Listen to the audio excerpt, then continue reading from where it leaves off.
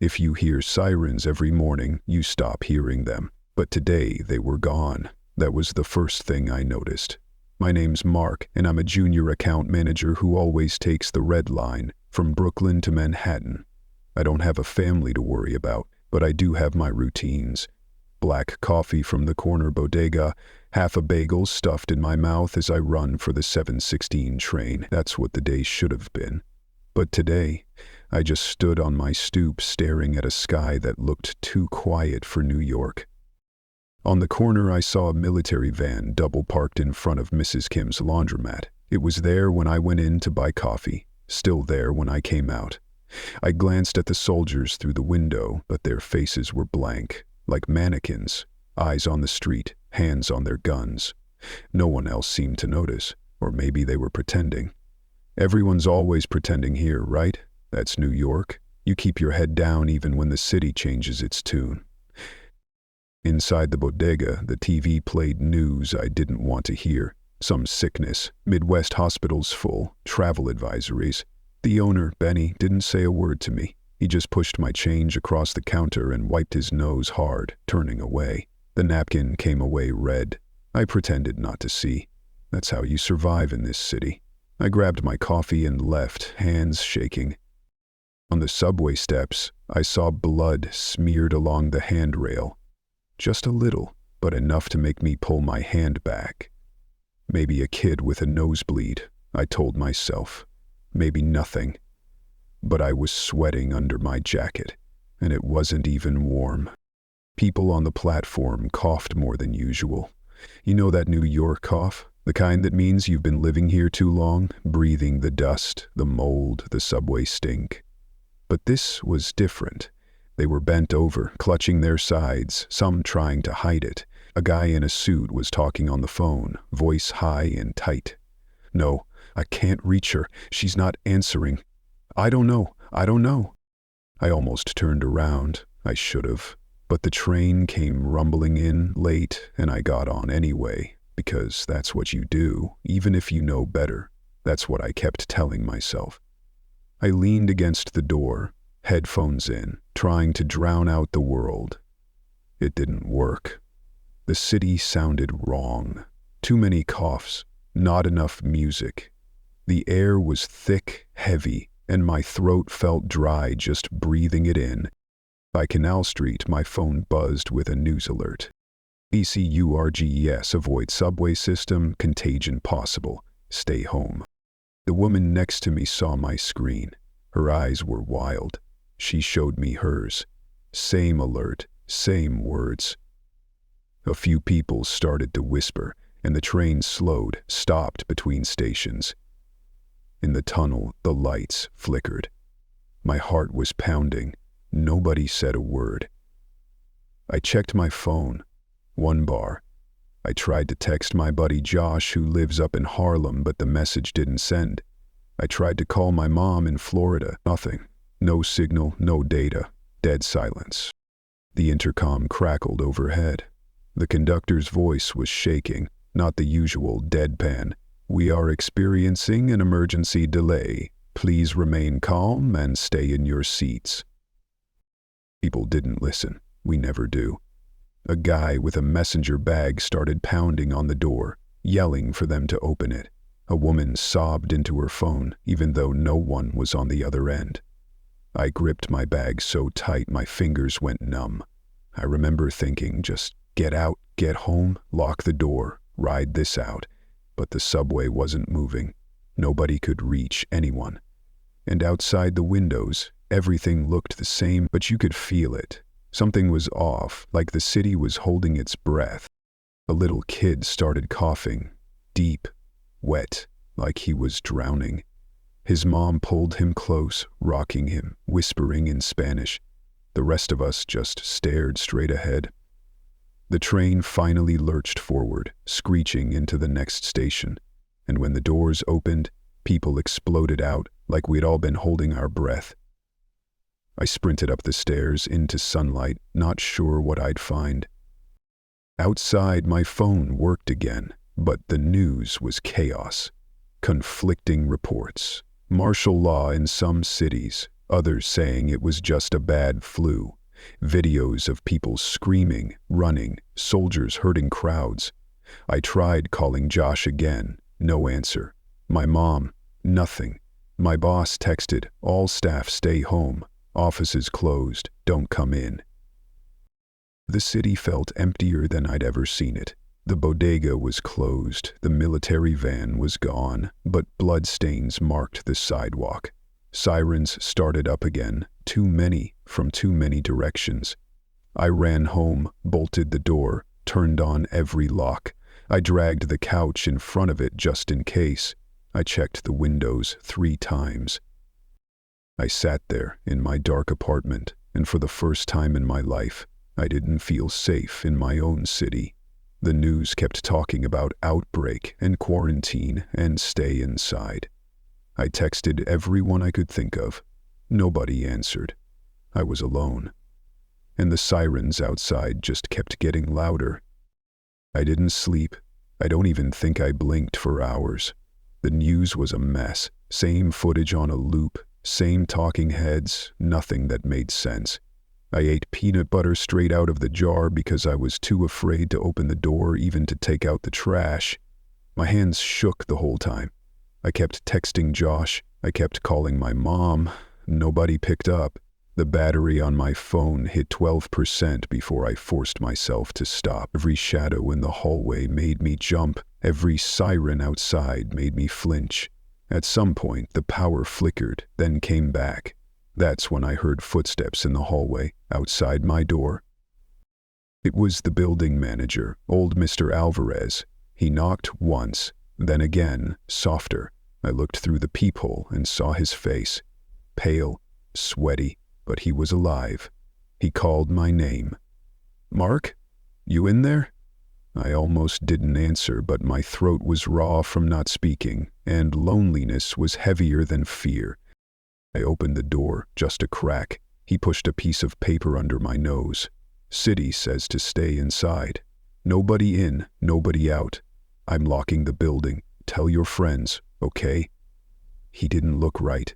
His hands were shaking, and his shirt was stained with something dark. I tried not to stare. I nodded. "Okay, thanks." I closed the door and locked it, then stuck a chair under the handle. 10 minutes later, I heard yelling in the stairwell. 2 voices, angry, scared. Then a third, raspier, making sounds I can't describe. I pressed my ear to the door and listened to something wet and fast and wrong. Then, nothing. I stood there, hand on the knob, breathing hard. I needed to know. I grabbed the baseball bat from behind my closet and crept down the hall, staying close to the wall. The emergency light flickered, casting everything in red. The yelling was gone, replaced by a slow, shuffling sound.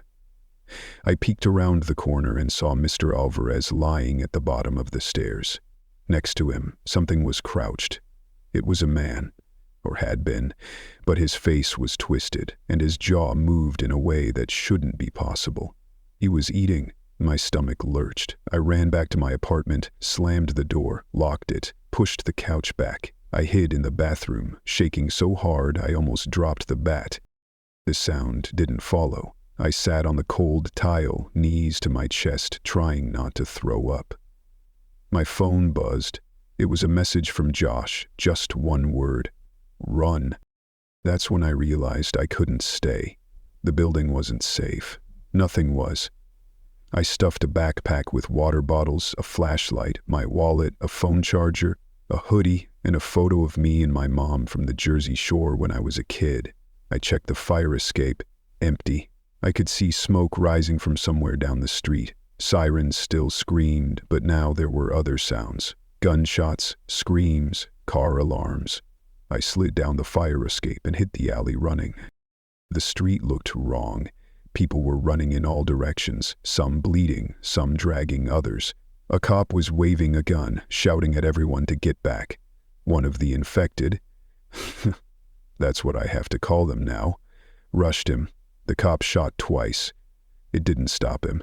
He got tackled, and I heard his screams as I ducked into the next block. my heart pounding so loud I couldn't hear anything else. I kept moving, head down, trying not to look at anyone. The grocery store windows were smashed, a car had crashed into the crosswalk, and the subway entrance was blocked off with police tape. I almost ran for it, just to see if I could find shelter below, but something in me screamed, "Don't go down there." I turned and kept running.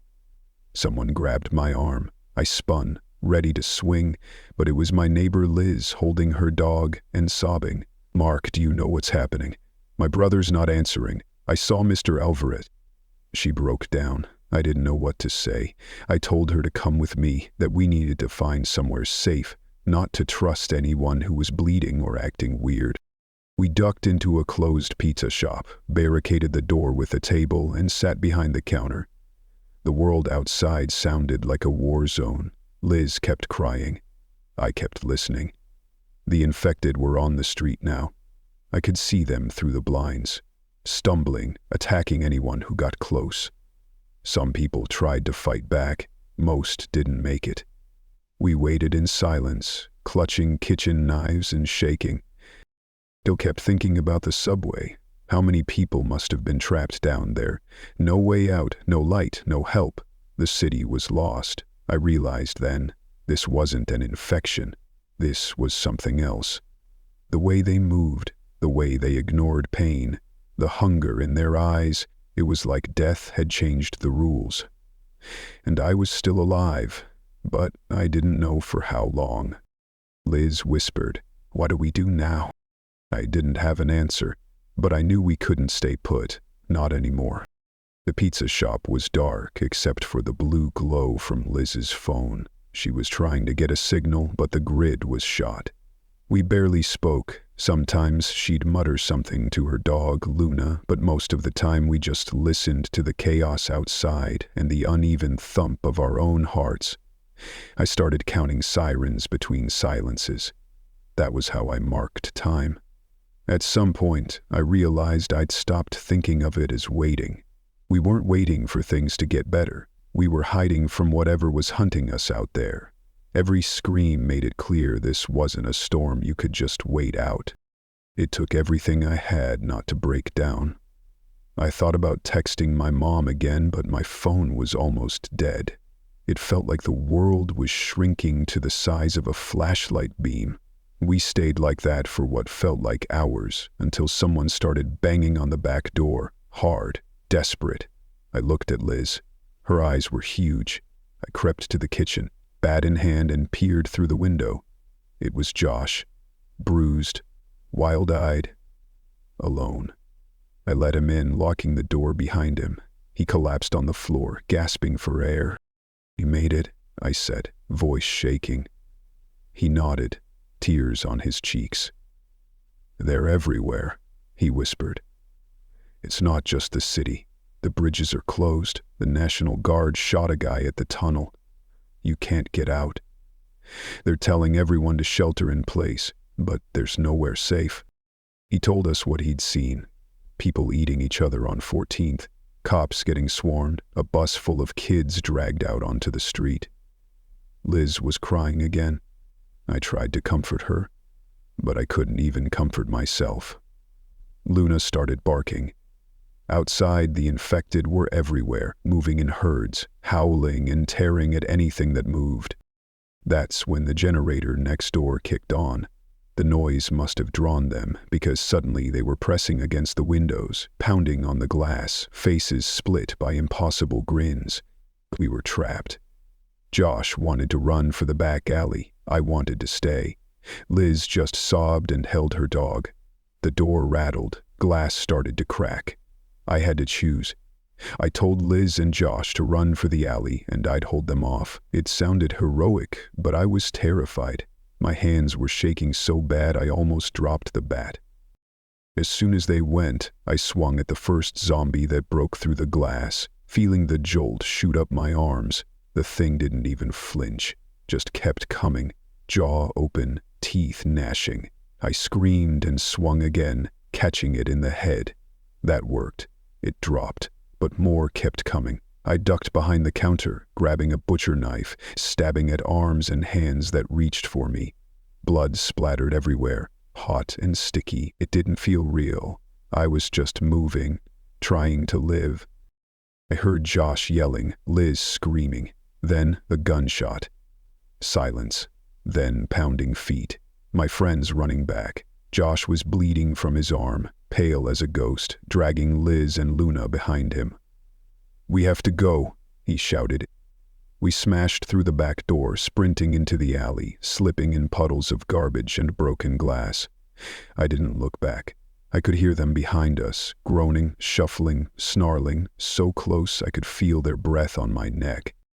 We ran, climbed over a fence, and found ourselves in someone's backyard. There was a shed. We broke in and slammed the door. Josh slumped against the wall, clutching his arm. The wound was bad, deep, bleeding hard. He looked at me, tears streaming down his face. "I think I'm infected," he whispered. "Don't let me turn into one of them." Liz lost it. She screamed at me to do something. I just stood there, paralyzed. I couldn't kill my best friend, not even to save us. The sirens were closer now, the infected pounding on the fence. There was no way out.